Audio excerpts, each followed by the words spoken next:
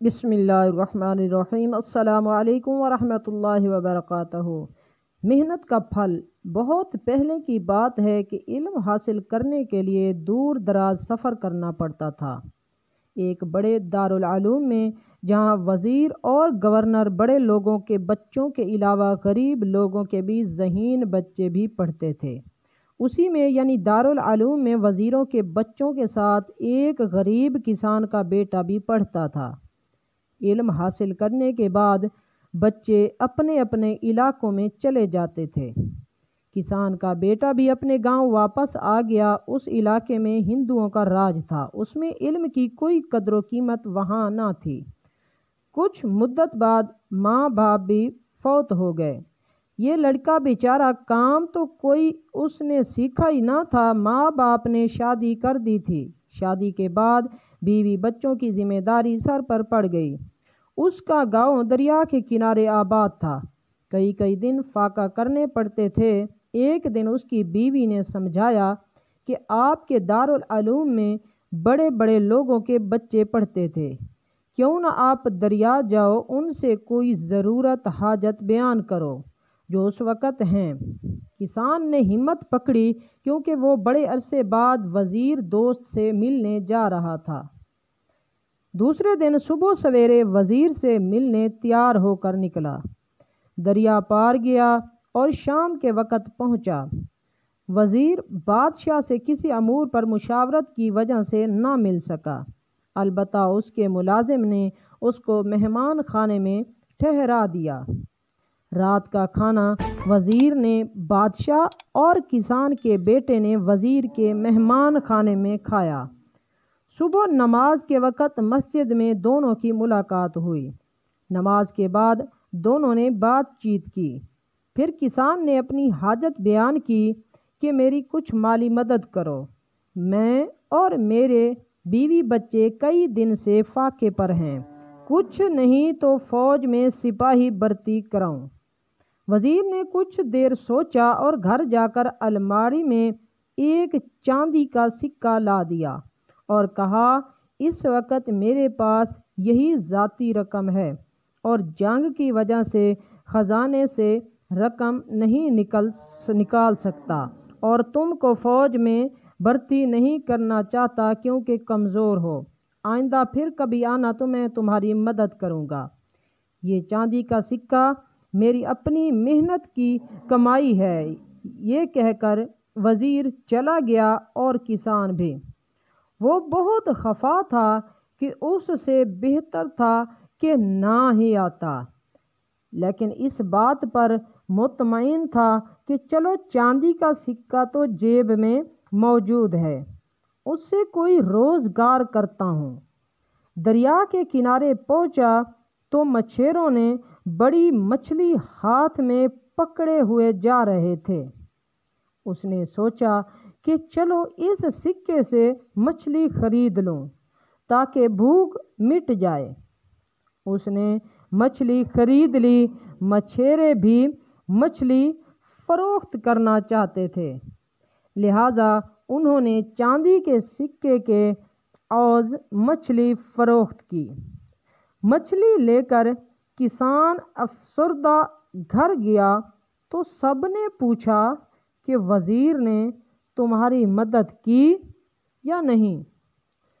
وہ بہت تھکا ہوا تھا، اس نے کسی سے بات نہیں کی اور مچھلی پکانے کا کہا۔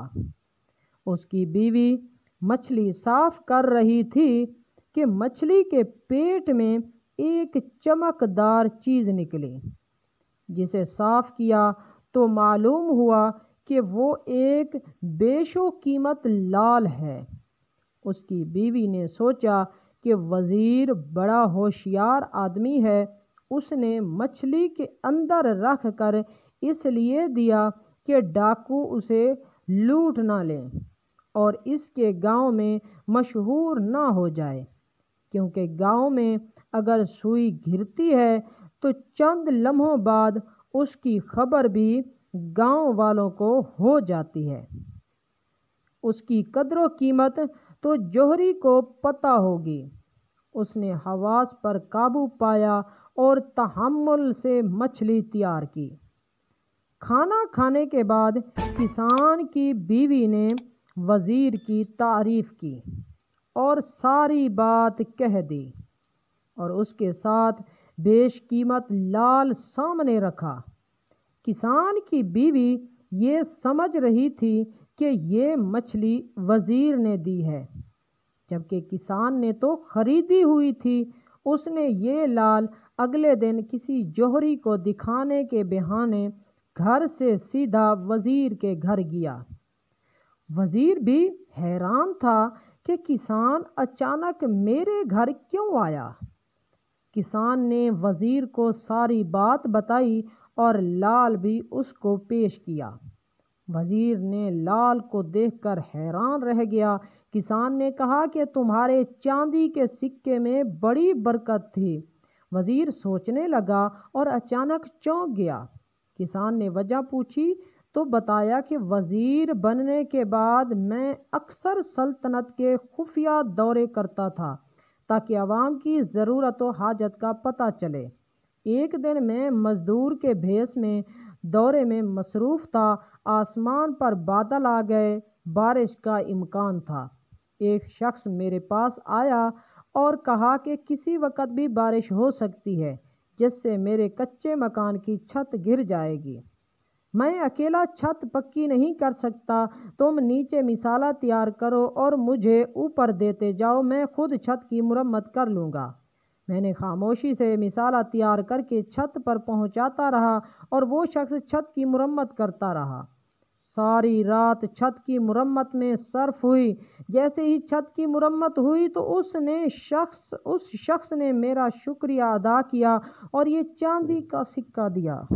میں نے انکار کرنا چاہا تو اس نے زبردستی میری جیب میں ڈال دیا۔ اس وقت سے اب تک یہ سکہ میرے پاس تھا جو میں نے تمہیں دیا۔ یہ کہہ کر وزیر بادشاہ کے پاس گیا اور کسان کے علاقے پر حملہ کر کے قبضہ کرنے کی اجازت حاصل کی اور گھوڑ سوار اور پیادہ فوجی دستوں کے ساتھ کسان کے علاقے پر حملہ کر کے قبضہ کر لیا۔ علاقے کے لوگوں نے فوج کا ساتھ دیا کیونکہ ہندو مہاراجا نے ظلم کا راج قائم کیا تھا۔